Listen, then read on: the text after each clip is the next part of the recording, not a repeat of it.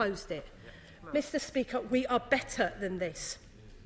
The government has given us a press release. What we need is a plan. What is the scale of the refugee crisis that the government anticipates? What efforts have they made to coordinate a global response through the United Nations based on a clear assessment of the needs of Afghans, not numbers plucked out of thin air with no plan to implement them? If I were in his shoes, I would be moving heaven and earth to ensure we live up to our obligations and show the world we can be relied on, not least for those women and girls who we encouraged and supported to take on positions of authority and now find themselves the target of Taliban brutality. Where is the message from the United Kingdom that they are not alone?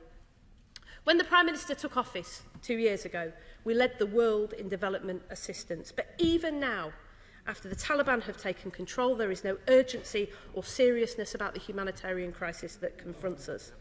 Can we be honest? It is not honest to claim to be doubling aid to Afghanistan when just a few months ago it was cut in half. He should remember it, Mr. Speaker. The only statement he's ever made to this House on Afghanistan was when he came to tell us that he was cutting the aid budget. I wonder if he'll reveal, after this debate is over, that the refugee programme the government unveiled this morning will be paid for by raiding the aid budget. I will give way. Speaker, you raised the point of how many times the Prime Minister spoke on Afghanistan in the Chamber. Apologies. The Shadow Foreign Secretary mentions there the amount of times that the Prime Minister spoke about Afghanistan in this House. Can she please remind us how many times she has ever said the word Afghanistan in this place since she came to the front bench? I'm glad she raises this point, Mr. Speaker, because it is a sign of a government that is... It's not my responsibility. Please, let's try not to use you, because I'm not the example.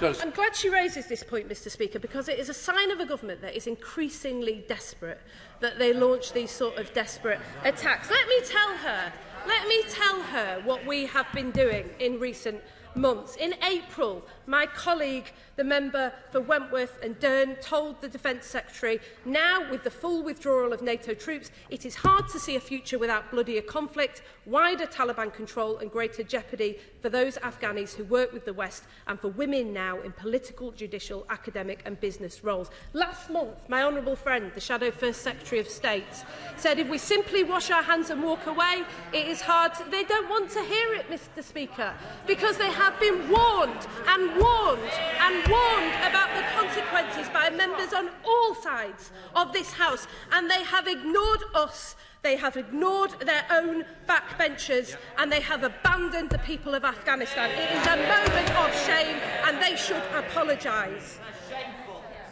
Now, Mr. Speaker, it is dishonest to claim to be doubling aid to Afghanistan when it was cut in half, and I wonder if what we'll find out after this debate is over is that the refugee programme that the government unveiled this morning will also be paid for by raiding the aid budget. The Foreign Secretary has said we can't just hand over funds to the Taliban. He is right, but that means we have to work harder and smarter. Has he mapped the capacity across Afghanistan to deliver aid? Has he spoken to the United Nations, who intend to provide a presence on the ground? When did he talk to them? What have they agreed? Has he spoken to the international NGOs who've been there for years? And why hasn't he yet agreed a common approach with the American government, who I spoke to last night? Forgive me, Mr. Speaker, no one will be reassured by the Prime Minister's remarks this morning. There was no serious plan to deal with the reality of Taliban rule or the threat to the UK. We went into Afghanistan to degrade the capability of Al-Qaeda after 3,000... A bit of humility from the Defence Secretary might be in order. Given what is unfolding in front of our eyes at Kabul airport, a bit of humility might be in order. We went into Afghanistan after 67 British citizens were murdered in the 9/11 attacks, and thanks to the success of our armed forces, there has been no terrorist attack launched from Afghanistan for 20 years. But now we've been chased from the country by the Taliban, giving encouragement to those who wish us harm.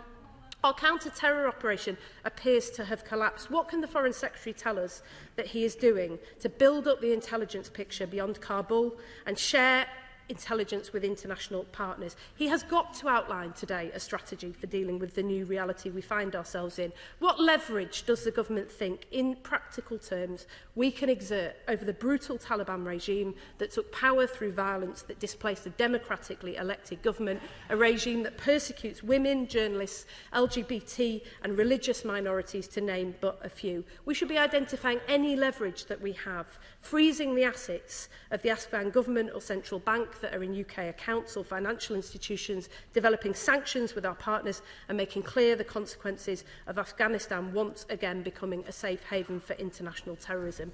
Mr. Speaker, what we're witnessing is the absence of leadership. We hold the presidency of the G7. We're permanent members of the UN Security Council. We are leading members of NATO. But they are behaving as if they have no agency and no power, missing in action when it mattered, dragged to the chamber today to account for the greatest foreign policy crisis of our generation. It should be sobering for the government that not one single speech today has been uncritical of their approach. In the cold, hard light of the catastrophe unfolding in Afghanistan, their approach to the world looks so much less palatable than the global Britain gloss that they've tried to coat it with. Slashing aid with shameful slogans like the giant cash machine in the sky that pulled the rug out from under people who relied on us, promising to maintain the size of the armed forces in the election and then cutting them to the smallest size for 300 years, needlessly, repeatedly trashing the alliances that we need in the world and our reputation, deliberately violating international law and shutting down safe and legal routes to asylum. Who can say now that that isn't a shameful decision given what we are witnessing in Afghanistan? The decision to withdraw troops, Mr. Speaker, did not need to lead to this. I've heard the Foreign Secretary say in recent days that there was no alternative but to leave like this, but it is not true.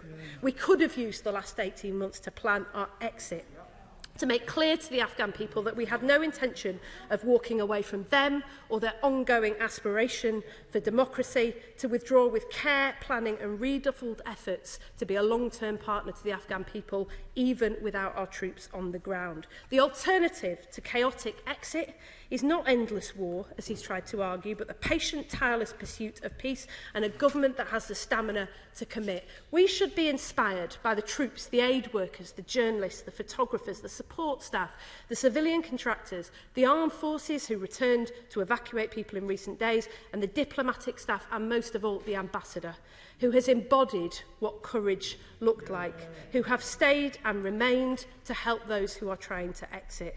They stand for something important. They stand for a country that feels a deep sense of responsibility to our fellow human beings and believe that when we make promises, we should keep them. They stand for a country that knows that the world beyond our shores shapes the lives of people in villages, towns and cities across this country, and we cannot ever afford to turn away. And they are supported, as it turns out, by very many more people than we ever knew. In every nation and region, people believe that we can be a force for good in the world, and through this awful crisis, they have found their voice. Women's groups raising the alarm for their brave Afghan counterparts, journalists trying to get Afghan colleagues to safety, local leaders across this country standing up to welcome refugees. They know it's hard. They know we have to be in it for the long haul. They know it relies on give, not just take, to build friendships and alliances we can call on in times like this. A government that was honest with itself would see that alongside the United States, we have to have a broader set of alliances so we can operate an independent foreign and security policy again. Not to lecture EU countries to show leadership over refugees, but to do this ourselves, to lead by example with generosity and decency and step forward when it matters, not go missing when things get tough. A self-confident country is one that goes out with courage and conviction and sheds light, not just might, around the world. That is the light that we showed for 2 decades in Afghanistan. In short, Mr. Speaker, it is everything that this government is not. So today he has a choice. He could read out those notes that he holds in front of him, or he could tear them up and he could tell us the truth. How will we help them? How will we repair this? How will we rise to the scale of this challenge and show that we are a serious country again, prepared to engage in the world and stand up for values, especially when it is hard? He has hours, not days, to make this right with so many Afghan people and repair our reputation around the world. We have so much to be proud of as a country, Mr. Speaker. Can it again include our government? Foreign Secretary Dominic Raab. Thank you, Mr. Speaker. Can I start by thanking honourable members from across the House for their contributions today? And I believe the debate has demonstrated why this House's voice had to be heard and why it was right to recall Parliament. We heard important speeches, important interventions on all sides expressing deep concerns about the situation that we can all see now in front of our eyes unfolding in Afghanistan. Together we think of the sacrifices made by so many of our armed forces to keep us safe at home, to lay the foundations for hope and a better life for the people of Afghanistan. And I know that there are many honourable members across the House who have served in the armed forces, some in Afghanistan, and just how important that our response to the current crisis will be on all sides. Mr. Speaker, my right honourable friend, the member for Maidenhead, made a very powerful contribution on the gains made in the last 20 years in protecting and supporting women and girls. The honourable member for Ross Skye and Loughborough made the case for Arup and the support that we give to those, and I hope that the Scottish Government will help us with that resettlement, and I will take him up on the overture that I think in good faith he made. I also want to thank the Right Honourable Lady for Camberwell, who I think spoke particularly powerfully about the generation of women and girls empowered by UK and Western intervention over the last 20 years. She's absolutely right that we must do everything we can to safeguard those gains that were made. My honourable friend, the member for Bournemouth East, made some important points, I think, about the over-centralised paradigm that had been applied in Afghanistan, and that was echoed by the honourable member for Birmingham Perry Barr. I think there was some agreement across the House about that. My honourable friend, the member for Plymouth Moor View, gave voice to the frustrations I know many veterans will feel as we withdraw. And he also made the important point, and I know he was referring to PTSD and other conditions, the importance of dealing with the mental health of our veterans at what will be a very difficult time for many of those. I will give way. I thank my right honourable friend for giving way. I wondered if he would join me in paying tribute to the many brave members of our armed forces who've returned to face the world after their service in Afghanistan with life-changing injuries. And if he would also join me in thanking the staff past and present of the Defence Medical Rehabilitation Centre, which is now based in Stamford Hall in Rushcliffe, for the tireless work they've done to help them. I thank my honourable friend. Look, we pay tribute to all of those who've returned and paid the price through physical or mental health injuries. And of course, a huge tribute goes out to all of those organisations who are supporting them. Can I just make a little bit of progress? A little bit of progress, and I will come back to the honourable gentleman. I also thought the honourable gentleman for Barnsley Central spoke particularly, I don't know whether he's back in the chamber, but spoke particularly powerfully about the need for a concerted international response. And the Right Honourable Lady for Hackney North gave voice to her constituent, veteran Jack Cummings, and the sacrifices that were made by so many on the battlefield. My right honourable friend, the member for Chingford, also gave, I think, a very powerful speech and made the point that how we leave is as important, if not more important, than the question of withdrawal itself. And I can tell him, because he asked a specific question, that we tested very rigorously the approach with our US allies when they consulted us. The Right Honourable Lady for Normanton, Pontefract and Castleford, I think, also gave witness to the many terrified Afghans who now face the threat and the risk that comes with Taliban control. I give way to the Honourable I'm very grateful. I've had lots of constituents get in touch today to say that the thing that they're most anxious about, and I think many members have reflected this in the debate today, is those people who are terrified in Afghanistan today, wanting to get out of Afghanistan. Many of them we're wanting to help get out of Afghanistan, but for some reason we're saying it's 20,000 that will take over several years, but only 5,000 this year. If the government could just simply say, whoever manages to get here this year, we will take this year, I think that that would be a significant advance. Can I thank the honourable gentleman? I'll come on to address that point, but I understand the point he makes. My right honourable friend, the member for North Shropshire, gave a courageous speech. I'm just going to make a little bit of progress. I think I've given way so far, and I will do when I come on to that point. My right honourable friend, the member for North Shropshire, gave, I think, a truly courageous speech. I welcome his contribution, and we welcome him back to the chamber.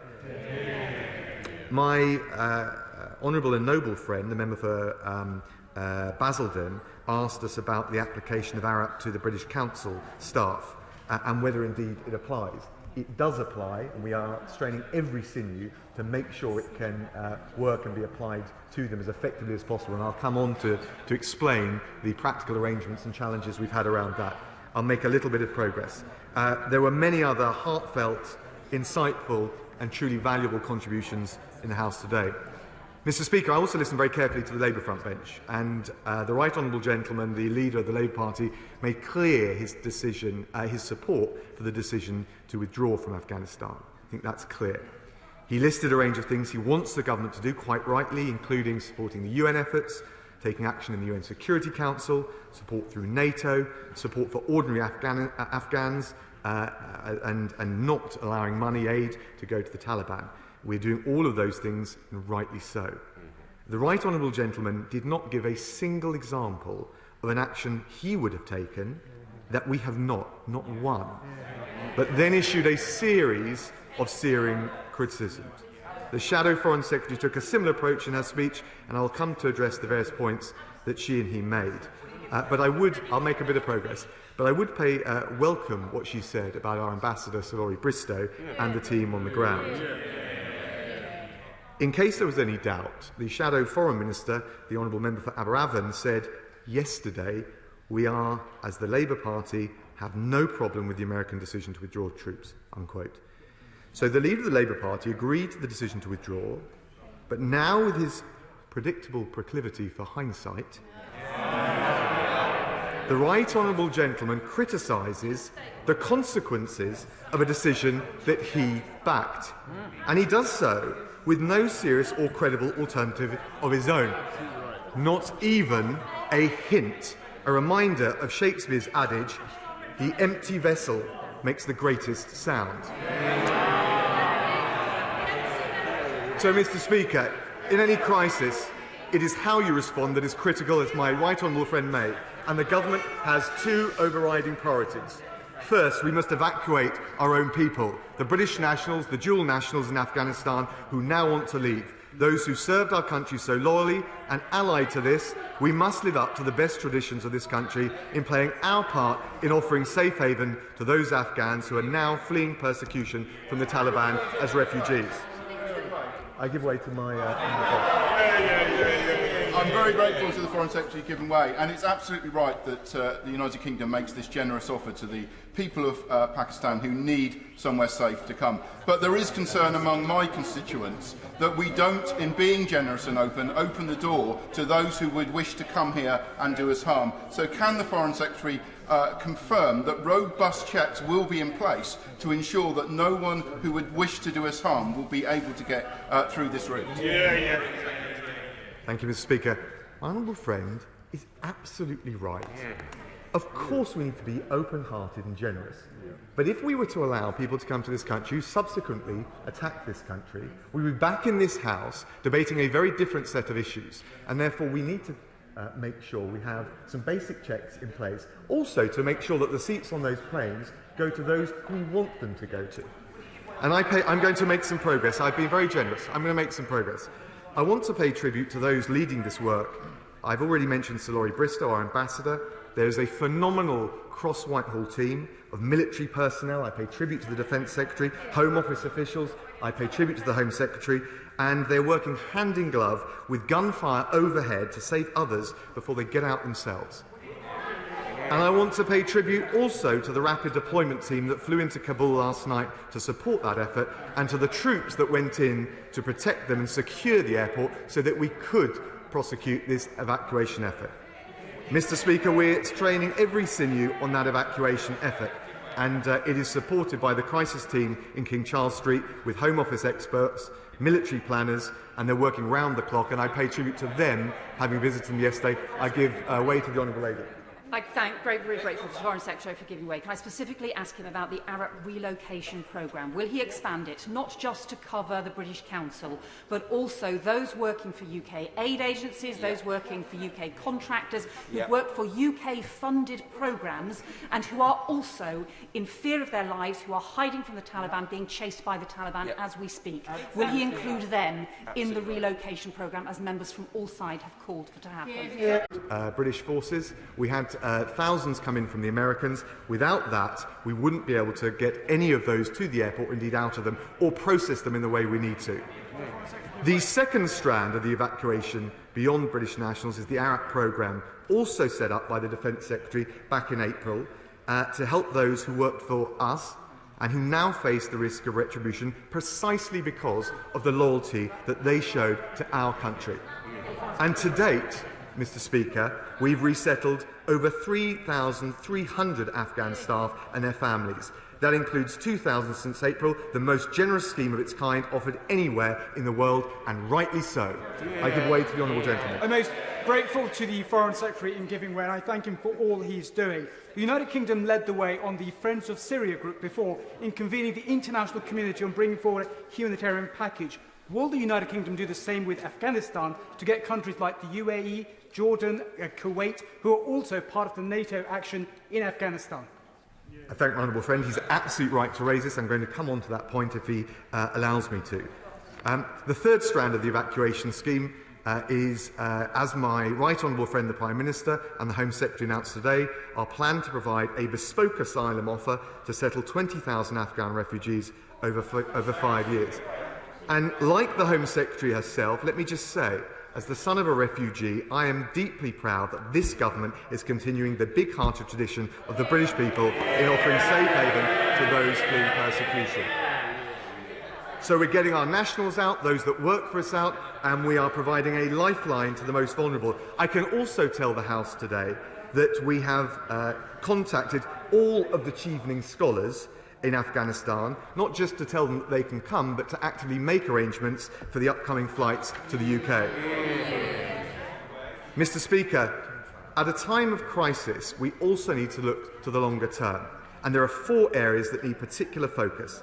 Counter-terrorism. We must never again allow Afghanistan to be a haven for terrorists. We will work very closely with all of our partners within the parameters that the current situation allows. Secondly, the international community must be prepared to respond to the humanitarian plight caused by the Taliban's campaign. The UK is already using our convening power, our aid budget, to galvanise the global response.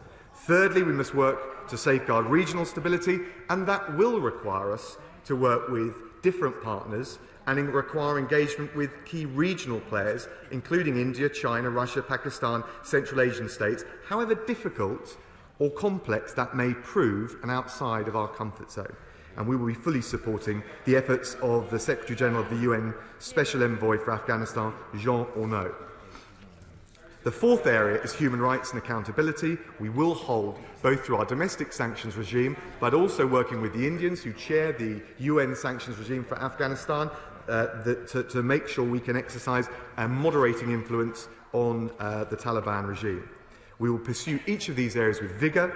As the Prime Minister has already made clear, we'll be convening a special meeting of G7 leaders to consider a concerted and coordinated response. We will be looking at the question of a contact group of international partners on Afghanistan, and we plan an event at the UN General Assembly next month to focus minds and raise funds for the humanitarian response. We are raising our aid budget in response to the... Order.